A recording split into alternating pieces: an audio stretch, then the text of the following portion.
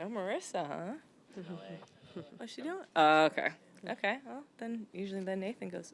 Okay. Sorry. Hey, Coach, I have a couple for you. I want to start on the defensive end of the ball. It was 17 forced turnovers that turned into 24 points on the night. Can you just speak to what was working on that defensive side of the ball for you guys? Yeah. And give my credit to Landon. Landon had the scout, but it was multiple. It was our whole staff that works really well together, and so I think his game planning tonight was really good. And then it's just execution with our players. Like our players, you should see Landon, just the way he delivers it. He has so much passion behind it. With that, the players just really owned it, and like you could almost see like they didn't want to let him down. And so attention to detail tonight was really key. Timing of when we were doubling AT at times, matching their physicality, and then at the end of the day, like making sure we own the boards. And I thought we did all of those tonight. Yeah, and I want to kind of speak to that as well because the second and the fourth, you guys, huge leads or built huge leads in those. What did you think was the difference between those two and the first and third, where it was a slow start to the game, but then also you lost the lead in the third? What was the difference you saw there? I think our defense, when it's ramped up and the timing of it in terms of when we're supposed to do certain coverages, really ignites us to our offense, right? Because now we're playing in fast break. Now we're, getting layups. So really, I think it's our defensive when we continue to really see those certain coverages that, Landon had specifically for their actions. So I thought, again, he did a great job for setting them up for success tonight. And then we just started sharing the ball a lot more, I thought, in moments like that. So it was really good where we punched them, but then at the times where they scored against us, we settled into the game a little bit and we moved the ball. And I thought V did an amazing job orchestrating the game, 12 assists, 0 turnovers with foul trouble. I think her maturity really showed out tonight. All right, Coach. Michael Robertson, Sports Radio Service. So these guys had upset the Aces and disrupted their ceremony, and they come in here and they jump on you guys right away. So did you say something to them to make that 27-point turnaround when you guys were down 9 and went up 18? I said play some effing defense. Give us some fight. We kind of, again, we tiptoed a little bit into this game.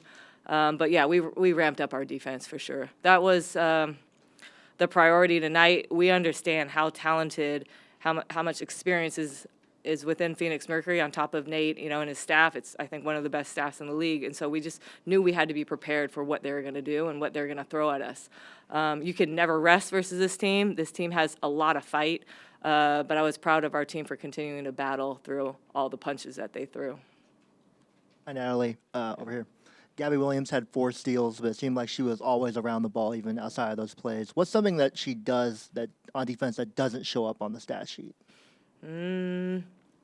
I think her versatility to guard multiple positions. We were throwing multiple people on AT, but at the same time, like Gabby can guard 1 through 5. I think she does a great job with her physicality if it's in the post, and she has these active, long hands that are dangerous. And so what's really cool about Gabby is, like, you don't know when she's going to throw her hands out. That's something that she has worked on, I'm sure, since she was, small playing here in the Bay. But, no, it's just her instincts. It's just her. It's Gabby. And so, yeah, we just put her out there, and she's amazing. So, again, we're just so excited how much she's fitting really well with us. And to just see her selflessness of, like, the way she plays, it fits perfectly. Yeah. Natalie, that stretch midway through the fourth quarter where Janelle had the 3 free throws and then a layup the next time down, they had cut the lead to single digits there. How crucial was that stretch to kind of get you guys that push to finish the way you did? Yeah, it was, again, what I liked in the eyes of my players that now, like I said, this is why it's important to bring a lot of players back, is because I look at them in the eyes, and you could tell they weren't fazed, right? I looked at V. She had a couple things to say. She calmed them down. And so they were ready. And V says, we just got to throw one more punch. One more punch, guys. Then, we should be able to seal it. And so it's just that familiarity that I know, what buttons to press. So, yeah, it was just, again, it's always credit to the players. The players just were unfazed at that moment. And that's the growth from last year to this year, that they're growing into that. And that's really nice to see in game 2, Started the game 1 of 9 on the offensive end. Janelle and me here come in right away, and the offense kind of changes. Right. What kind of changes when those two come into the game and start lighting it up? Just a different. I mean, obviously, both of them can attack closeouts, and then they're long, and then they rebound. So extra possessions. Obviously, when LA was getting in there, she was grabbing boards, putting it back up. I think she had an advantage versus her matchup, and so any time where we could, change the matchups and attack certain matchups, like that's just the versatility that we have. So again, credit to just their willingness to, Josh sometimes could be a starter, sometimes not. But again, it's the selflessness that goes back to who they are as a person, and just their ability to play anytime, any moment, it doesn't matter. Whatever minutes they get, they're putting 100% into it. Do you think about moving Janelle or Letitia into the starting lineup? It just depends on matchups, depends on what, who we're playing and things like that. That's why what I love about our coaching staff is like we're very intentional with how we game plan. So yeah, I'm really excited to see what our coaches have for Chicago. Yes. With Ja, what will make you, I know you said it's matchups, but what's going to make you consider your rotations if she keeps producing at this level, in terms of her, whether she comes off the bench or in the starting lineup? And then secondly, you guys have put up 90 in your at least 90 in your first 2 games. You must like offensively the way things are rolling. Yeah. To me, starting doesn't matter. It's how you finish. It's always how you finish. And it's also with just the minutes. Like, if you guys think about it, does the first minute, is there more onus on importance than the last minute? Or in the second quarter? Or in the third quarter? Is there one more minute that's more precious? In me, no. My eyes, no. Every possession matters. Every minute matters. So that's what is the luxury of our team, is the selflessness and the humility of, coach, you want me to start? You don't want me to start? It's unbelievable, and it's rare, and I have a special group, with that. What was your second question? Yeah, I think just, again, understanding what we're doing, again, from year 1 to year 2. We tweaked a little bit, but there's a lot of carryover, too. So it's just like they know the times of when we need to punch. They know the times of when we need to attack a mismatch. They know the times of when we need to push it or just settle it. It just all comes from having another year together. Obviously, adding Gabby and Kia, like just 2 very high IQ players. You only build from there. You only progress. Yep.